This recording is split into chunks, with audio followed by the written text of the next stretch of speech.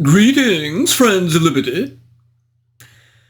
When we look at the state of the world today in 1793, man see on the one hand the enormous power of revolutionary France, intent as it seems on upending the whole natural order in Europe, and on the other the power of the Allies arrayed against her. Can we be confident that in this struggle, which promises to be of many years' duration, we shall prevail? Yes, we can. First, we can see the collective might of the Allies, England, Russia, Prussia, Austria, and many other countries, such as the Dutch Republic, Spain, and Portugal, they constituting a combined strength that in the end, however long this conflict endures, cannot help but prove decisive. Secondly, and just as importantly, we have the Royal Navy, increasing year by year. If anyone should doubt that they just need to listen to the lyrics of that magnificent song by Thomas Arne. The nations, not so blessed as thee, must in their turns to tyrants fall, whilst thou shalt flourish, great and free, the dread and envy of them all. Still more majestic shalt thou rise, more dreadful from each foreign stroke, as the loud blast that tears the sky serves but to root thy native oak. Thee haughty tyrants ne'er shall tame, all their attempts to bend thee down will but arouse thy generous flame, but work their woe and thy renown. And the refrain, rule Britannia, Britannia rule the waves, Britons never, never, never shall be slaves. No, we shall not. Now if we turn from the near certainty of Britain ruling the waves in the next decade and into the 19th century, to the broader question of why any country or civilization might dominate in your own 21st century throughout both the East and West, we find on our docket today the massive work of Stanford civilizational theorist Ian Morris. His book, Why the West Rules, for Now, The Patterns of History and What They Reveal About the Future, attempts to explain nothing less than the relative strength of East and West over all of recorded history and even prehistory. Surely one must welcome this ambition, our Cambridge grad having as good a chance to succeed as any, given that for almost half the last century he has immersed himself in the requisite disciplines of history, archaeology, sociology, and civilizational theory.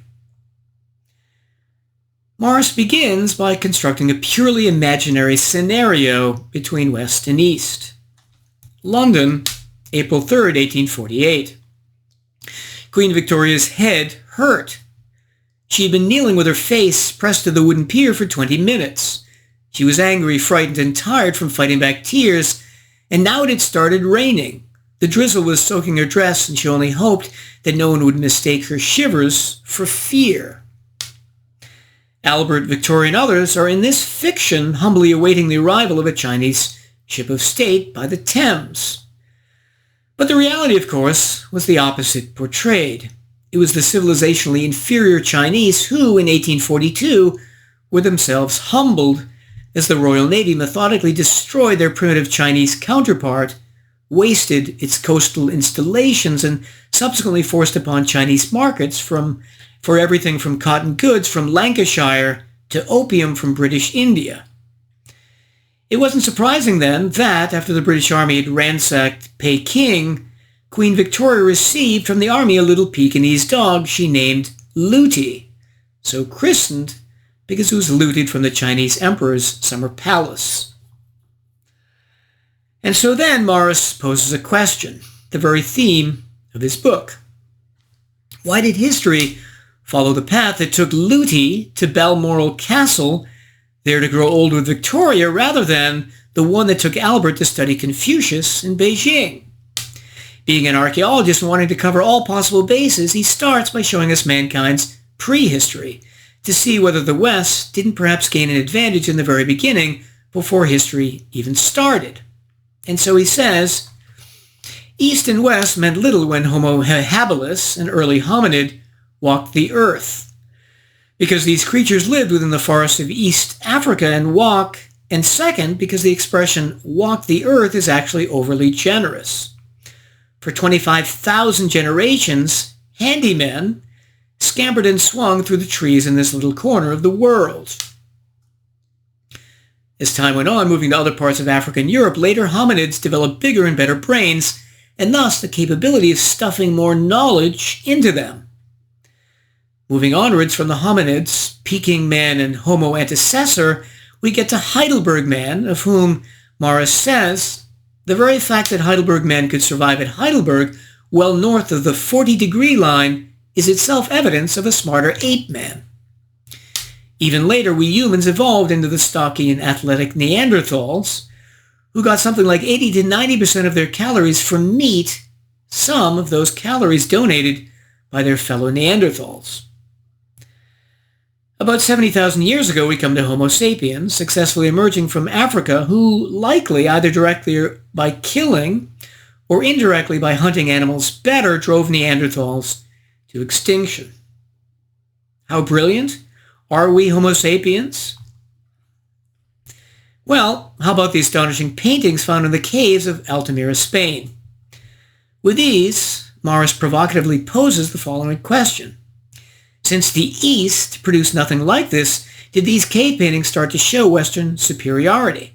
He argues not, because he says there was only the Ice Age and glaciers of that time, about 35,000 to 12,000 years ago, that drove humans down to the caves of northern France and Spain. However, he says there aren't many caves like these in other areas of the world, caves at least, which would preserve the artwork like these caves did.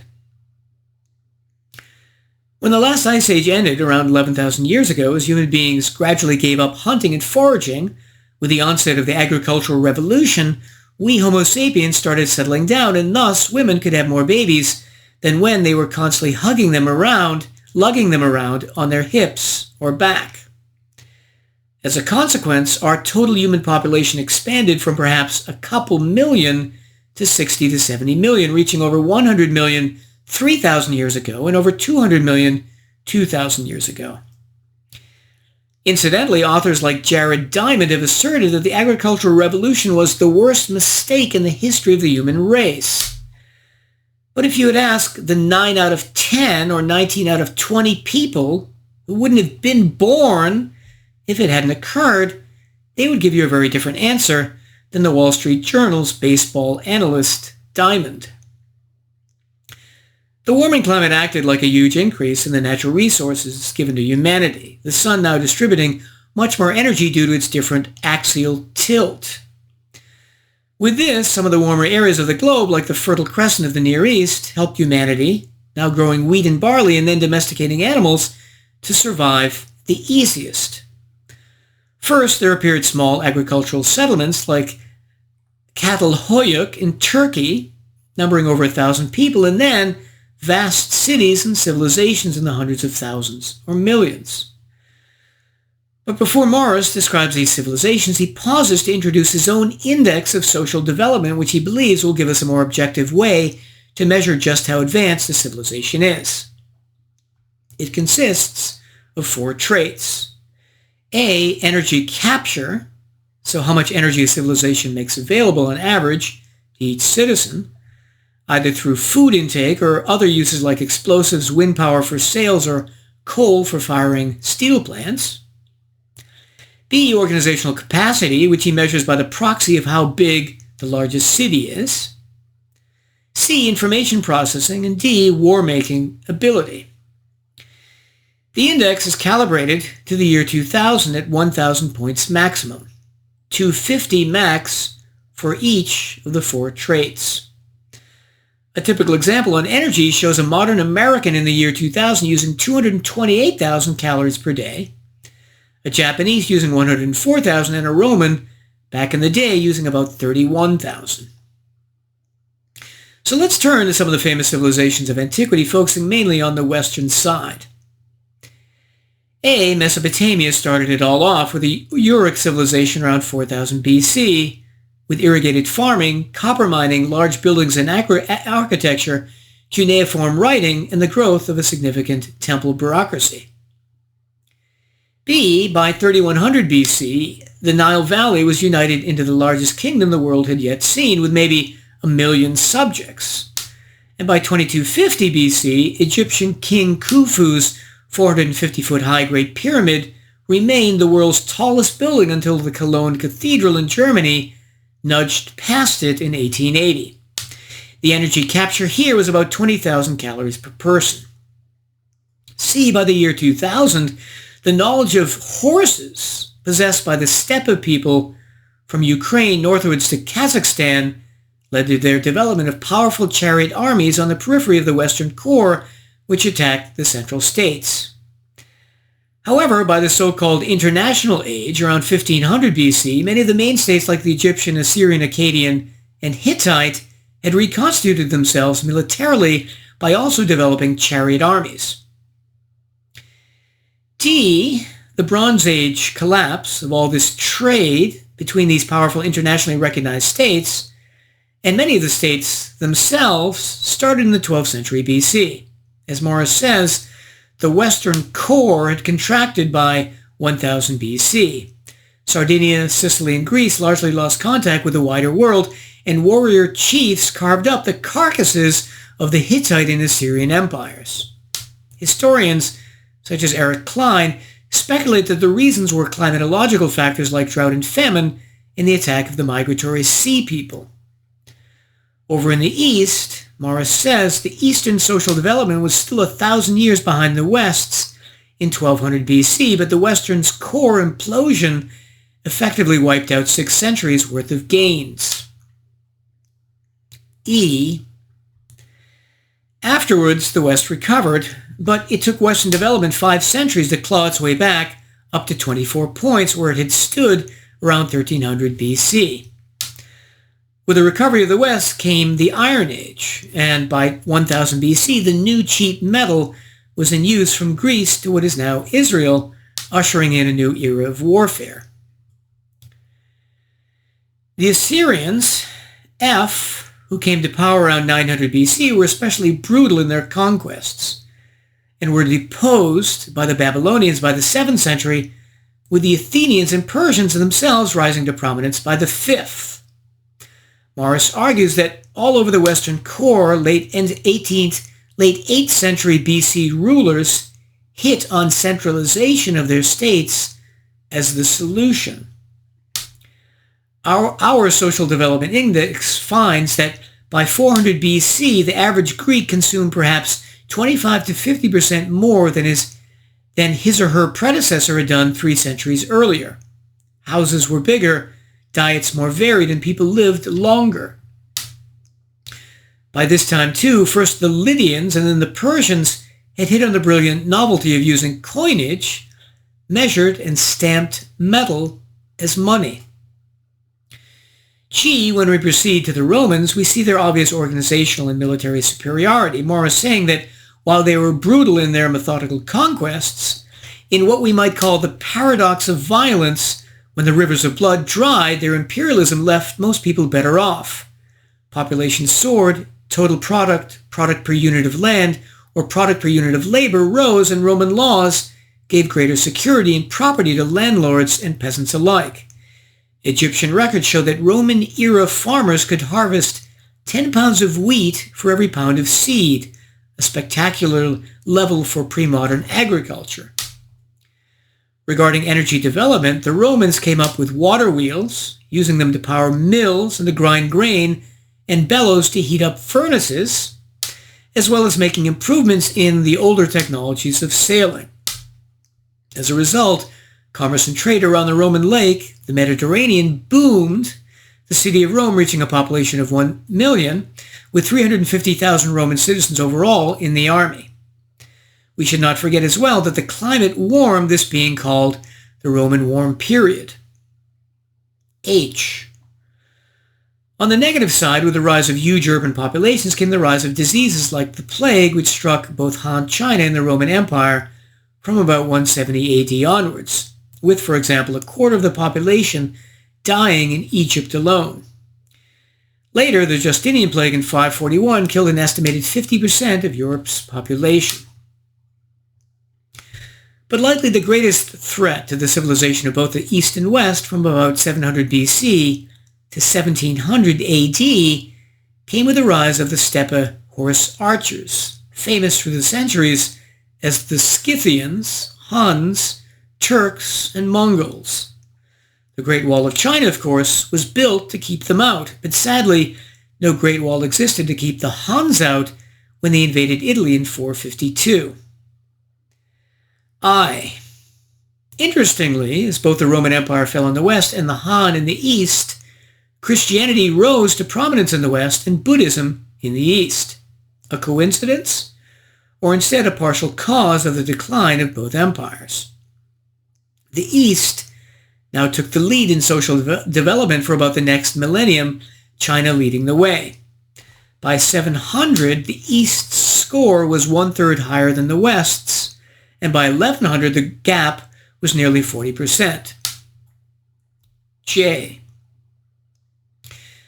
If we fast forward half a millennium, we see Europe emerging from the Dark Ages, with Islam often transmitting knowledge from China or India of the invention of the number 0, of gunpowder, paper-making, perhaps printing, the compass, clocks, porcelain, paper money, stirrups, and last but not certainly least, for the decadent among us, silk. China was also making pig iron on an industrial scale using their coal deposits to fire furnaces by the 11th century, but then perhaps being prevented from transitioning to its own industrial revolution by the Mongol invasion of Genghis Khan. And both China and Europe had utilized the medieval warming period from 900 to 1300 to vastly expand agricultural output. But then, civilization reversed itself, first as the Mongols attacked both East and West, and secondly, with the Black Death in 1346 transmitted along the Silk Road, adding to the devastation. China's last gasp at superiority over the West came during the Ming Dynasty, with the sailing of its 7 treasure fleets from 1405 to 1433, composed of tens of thousands of men and hundreds of ships, which, however, achieved little scientific or commercial gain. K. And then, with the start of the Renaissance, European civilization takes off, and Morris describes in some detail the Age of Discovery, the Dutch rebellion against their Habsburg overlords, Copernicus, Galileo, and Newton in the Age of Science, and finally the crowning glory of the West, the Industrial Revolution and the skyrocketing rise of human health and well-being increasingly in the 20th century.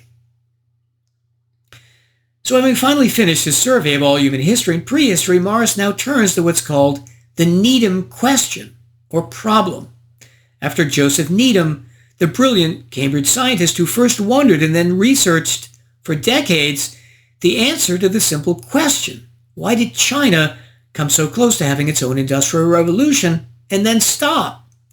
Why did the West shoot past it and accelerate civilizationally? And hard to believe, Morris's basic answer to the Needham question is a different geography.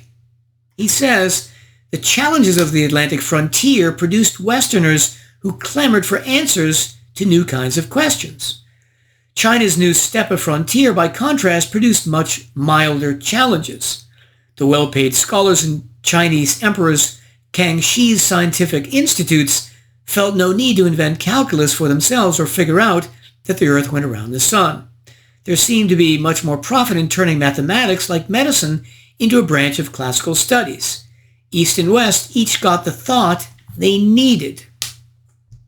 Geography, he says, not the huge state bureaucracy funding all this nonsense by the Chinese government, was the difference. Is he not kidding? Geography? No. He says about the Age of Discovery, Western Europeans eventually discovered that the new maritime technology could turn their geographical isolation, which had long been a source of backwardness, into an advantage. More by accident than design, Western Europeans created new kinds of oceanic empires, and as their novel Atlantic economy drove social development up, it presented entirely new challenges. Where again he says, biology tells us why humans push social development upward. Sociology tells us how they do it, and the geography tells us why the West, rather than some other region, has for the last 200 years dominated the globe. But if this is also deterministic, then why does he say in the title, why the West rules for now? Why won't it continue ruling? In any case, let's now turn to evaluating this 750-page monster of a book. I would give this 3 positives and 1 negative, but the negative is a doozy, so I'm only going to give this a C, C+. Positive number 1. Depending on where you are in your studies of civilization, this book can be valuable because it covers a huge amount of ground, essentially all of prehistory and history, so helps you review this whole time span or also learn about specific areas. Positive number 2, he presents not only his own but others' theories of civilizational progress as well, and thus you can assemble a rudimentary toolkit of theories for how to potentially understand human history while also being motivated to form your own if you disagree. Number 3, he has a superb sense of humor which emerges dozens of times in the book. But now the big negative. His theory of national and civilizational dominance fails badly. In order to see how it does, let's sketch a better theory. A. Size mattered historically.